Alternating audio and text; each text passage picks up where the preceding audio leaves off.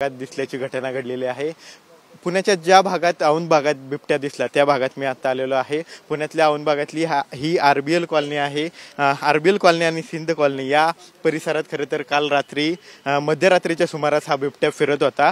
मध्यरात्री जे वॉचमन खरं तर या कॉलनीच्या गेटवर असतात ड्युटीसाठी, त्यांनी लाईव्ह सीसीटीव्ही मध्ये बिबट्या फिरत असल्याचं त्यांच्या निदर्शनास आलं। त्यानंतर त्यांनी तात्काळ लगेचच फॉरेस्ट विभागाशी संपर्क साधला आणि फॉरेस्ट विभागाची टीम आणि रेस्क्यू टीम तात्काळ या ठिकाणी दाखल झाली आणि त्यांनी शोध कार्य जे आहे ते काल रात्रीपासून सुरू केलेलं आहे। ज्या केबिन मधून खरं तर हे लाईव्ह सर्व दृश्य खरं तर बिबट्याची दिसली त्या ठिकाणी मी आता आलेलो आहे। आपण पाहिलं तर या ठिकाणी ही स्क्रीन दिसते, या स्क्रीनवर या ठिकाणी असणाऱ्या वॉचमनने रात्री बिबट्या फिरत असल्याचं पाहिलं आणि त्यानंतर तात्काळ ही सर्व माहिती जी आहे ती फॉरेस्ट विभागाला दिली। आपल्यासोबत ज्यांनी हे सर्व पाहिलं ते वॉचमन आहेत। काय नक्की तुम्हाला दिसलं, कधी हा बिबट्या तुम्हाला निदर्शनास आलेला होता? 337 बरोबर हा बिबट्या 1 नंबर 2 नंबर कॅमेऱ्यामधून आतमध्ये इंटर झाला।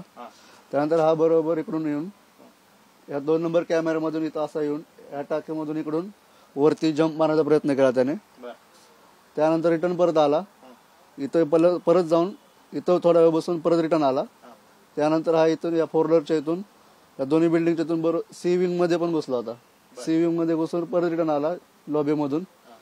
नंतर हा असा इकडून या 4 व्हीलरच्या बॅक साईडने आणि बी आणि सी बिल्डिंगच्या मधून आउट झाला। नंतर भिंतीवरून इकडून साधारणतः 3:30-4 सुमारास हा बिबट्या जो आहे तो या ठिकाणी या वॉचमनला दिसला आणि 20 मिनिटं तो या संपूर्ण कॉलनीमध्ये फिरत होता। त्यानंतर तात्काळ त्यांनी वन विभागाशी संपर्क साधला आणि मध्यरात्री लगेचच वन विभाग या ठिकाणी रेस्क्यू टीमसह दाखल झाला आणि या ठिकाणी पाहिलं तर अजून सुद्धा या वन विभागाची टीम या ठिकाणी तैनात असल्याचं पाहायला मिळतंय आणि अजून सुद्धा या बिबट्याचा शोध जो आहे तो या वन विभागाच्या मार्फत घेतला जातो। आपल्यासोबत वन विभागाचे अधिकारी मनोज बारबोले सर आहेत।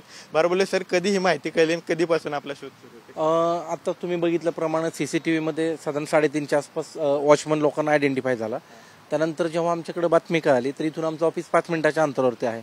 तात्काळ आमचा स्टाफ घटनास्थळी आला आणि रेस्क्यूची टीम देखील आली। तब्बल 17 तास उलटून गेलेले आहेत बिबट्या दिसून। मोठा एरिया आहे, मोठा आव्हान आहे तुमच्यासमोर। कशा प्रकारे आता शोध घेतला जातो? तर दुपारी आपण काय केलं आहे, डॉग स्क्वॉड पूर्णपणे या एरियामध्ये फिरवलेलं आहे। तर बिबट्याची इथं पग मार्क्स पण आहेत आणि केस पण आलेले आहेत। पण त्यानंतर आज म्हणजे पहाटे सीसीटीव्हीचा जेव्हा 4 वाजल्या, पहाटेच्या 4 नंतर ते आत्तापर्यंत कुठल्याही पब्लिक म्हणून असं नाही कळलेलं की बिबट्या दिसलेला आहे किंवा कोणते बरेचसे आम्ही सीसीटीव्ही चेक केल्या परिसरातले, तर कुठल्याही सीसीटीव्ही मध्ये पण तो आलेला नाही। कुठून हा बिबट्या आला असं काय अंदाज? बिबट्या याच्या तसं कन्फर्म आपण कधीच नाही सांगू शकत, परंतु 2 शक्यता आहेत। पहिली शक्यता आहे की सिंहगड, चांदणी चौक, NDA चांदणी चौक, वेताळ टेकडे असं करत तो इकडे आला शकतो किंवा दिघी भागातून पुढं खडकी, रेंज हिल्स आणि पुणे विद्यापीठ याच्यातून पण आले असू शकतो।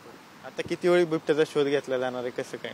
सकाळपासून बिबट्याचा शोध चालू आहे। तसेच आम्ही अनेक टीम तैनात केलेले आहेत। आता विद्यापीठामध्ये काही लोक आमचे सर्च करतायत, काही वेताळ टेकडीवरती सर्च करतायत आणि असंच रेस्क्यूचे मेंबर देखील सर्च करतायत। जेव्हा कधी कन्फर्म होईल तेव्हा मग पुढची ऍक्शन घेतली जाईल।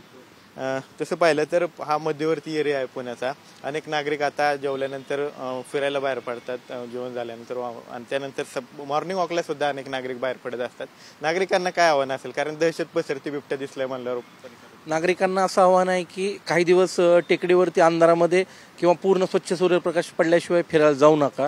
तसेच उघड्यावरती शौचाला कोणीही बसू नका, कारण त्याच्या हाईट किंवा खाली बसलेला माणूस असतो तो त्याच्या आयसाईटपेक्षा त्या उंचीपेक्षा जे कमी असतात ते त्याला भक्ष्य वाटतात। उभ्या माणसावरती बिबट्या हल्ला करत नाही आणि फिरायला जाताना हातामध्ये काठी जरी घेतली, आवाज करत गेलात किंवा मोबाईल आज प्रत्येकाकडे आहे, तुम्ही एखादं गाणं जरी लावलं तरी बिबट्या दूर राहील तुमच्यापासून।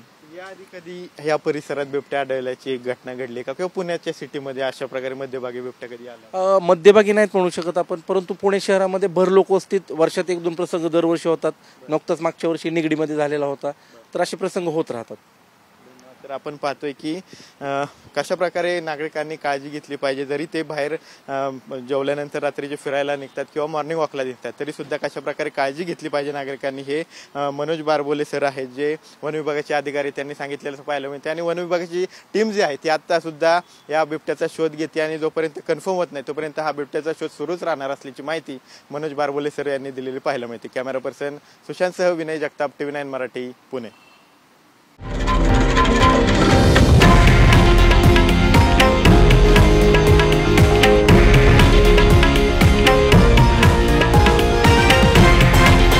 हे आहे देशातील नंबर 1 न्यूज नेटवर्क आणि आपण पाहत आहात TV9 मराठी, एकमेव.